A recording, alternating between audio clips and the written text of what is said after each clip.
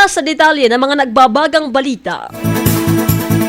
Sorsogon City Agriculture Office hinikayat ang mga magsasaka at mangingisda na magparehistro sa RSBSA.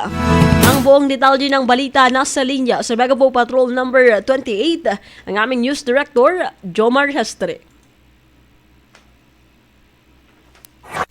Bicol Network News Report!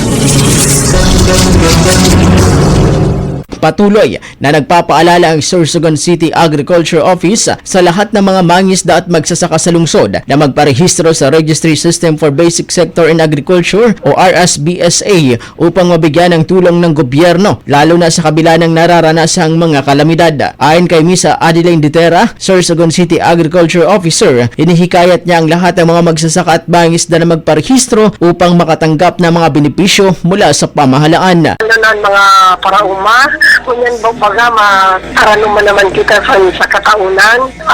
Yuhaon po na mapalisod sa piya ng mga talay, na pagkanom, para po medyo may kita po may mga rimalaso.